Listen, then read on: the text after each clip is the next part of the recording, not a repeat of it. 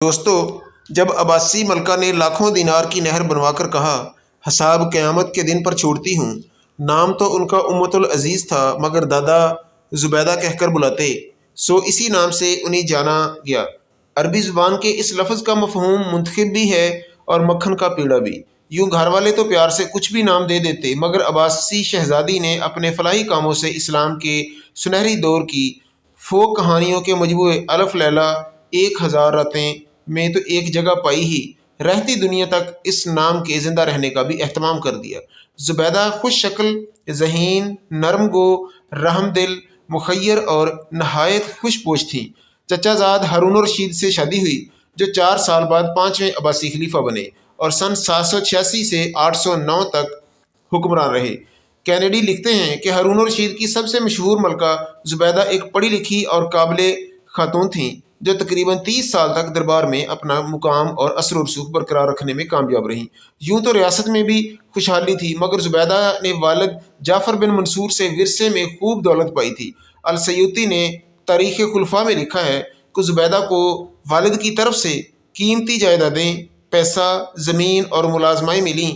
تاریخ بغداد میں بیان کیا گیا ہے کہ زبیدہ کی دولت میں 1000 ملازمائیں شامل تھیں، جن میں سے ہر ایک بہترین لباس پہنتی تھی۔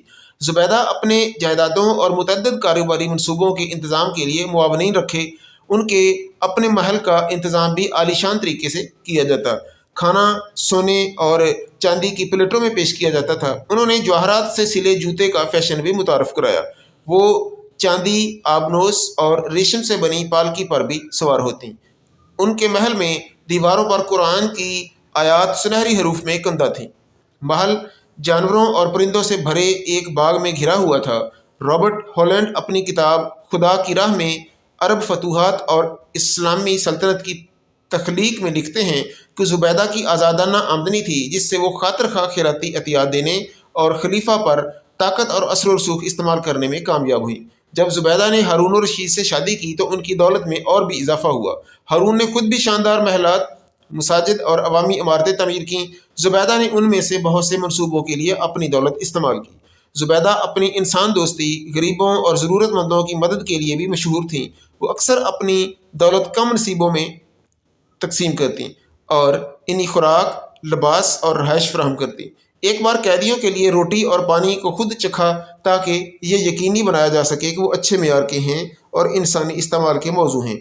زبیدہ کو ایک بار معلوم ہوا کہ مکہ میں غریبوں میں تقسیم کی جانے والی روٹی ناقص معیار کی ہے۔ انہوں نے فوری طور پر اپنے بہتر روٹی فراہم کرنے کے لیے ایک نئی جگہ کی تعمیر کا حکم دیا اور یہ منصوبہ ایک ہی دن میں مکمل ہو گیا۔ زبیدہ علم، فن اور ادب کی سرپرستی کے لیے بھی مشہور تھیں۔ انہوں نے بغداد میں کتابوں اور مخطوطات کے وسیع ذخیرے کے لیے مشہور زبیدیہ لائبریری کی تعمیر کے لیے مالی مدد کی فراہم کی۔ امین مالوف نے سلجوق ترکوں کی تاریخ میں لکھا ہے کہ زبیدہ کی دولت اتنی وسیع تھی کہ انہوں نے اپنی دولت کو ہاتھ لگائے بغیر اس لائبریری کی تعمیر کے لیے سرمایہ فراہم کیا۔ زبیدہ علم کی بڑی سرپرست تھیں اور ان کا محل ادبی اور سائنسی سرگرمیوں کا مرکز تھا۔ مورخ شبلی نعمانی کے مطابق زبیدہ علم کی بڑی سرپرست تھیں اور ان کا محل ادبی اور سائنسی سرگرمیوں کا مرکز تھا۔ ہیو کینیڈی لکھتے ہیں کہ زبیدہ ادب اور فنون کی ایک سخی سرپرست تھیں اور ان کا دربار اپنی ثقافتی سرگرمیوں کے لیے مشہور تھا۔ رابرٹ ہالینڈ کہتے ہیں کہ زبیدہ شاعری کی سرپرست تھیں۔ انہوں نے اس وقت کے بہت سے شاعروں کی صلاحیتوں کو پروان چڑھانے میں مدد کی۔ مورخ الطبری کے مطابق زبیدہ نے شاعری کے ایک مشہور مجموعہ دیوان الحمصہ کی تالیف کی سرپرستی کی، جس میں کئی نامور عرب اور شاعروں کی تخلیقات شامل تھیں۔ زبیدہ کو سائنسی تحقیق اور ریسرچ کی سرپرستی کے لیے بھی جانا جاتا تھا۔ ان کی علم، فن اور ادب کی سرپرستی نے عباسی خلافت میں ایک پھلتے پھولتے ثقافتی منظر کو فروغ دینے میں مدد کی۔ زبیدہ نے عراق سے مکہ تک حاجیوں کے لیے قافلے کے لیے گزرگاہ بنائی، اسے درب الزبیدہ کہا جاتا ہے۔ حاجیوں اور مسافروں کے لیے سرائیں تعمیر کروائیں، کنویں کھدوائے اور مساجد بنوائیں۔ ابن بطوطہ نے زبیدہ کا حوالہ دیتے ہوئے لکھا ہے کہ مکہ سے بغداد جانے والی اس سڑک پر ہر حوض، تالاب یا کنواں ان کی عنایت ہے۔ اگر اس گزرگاہ کی طرف سے ان کی توجہ نہ ہوتی تو یہ قابل استعمال ہی نہ ہوتیں۔ انہوں نے خاص طور پر برکات المرجم اور القروہ میں اپنے پانی کے ذخائر کا ذکر کیا۔ تبریز نامی شہر جو زلزلے میں تباہ ہو گیا تھا اسے دوبارہ آباد کیا۔ مصر کے تاریخی شہر اسکندریہ جو تقریباً اجڑ چکا تھا کی اثر نو تعمیر کروائی۔ ہیو کینیڈی کے مطابق زبیدہ کو خاص طور پر عوامی کاموں جیسے پلوں، نہروں اور کنوؤں کی تعمیر میں ان کے تعاون کے لیے جانا جاتا ہے۔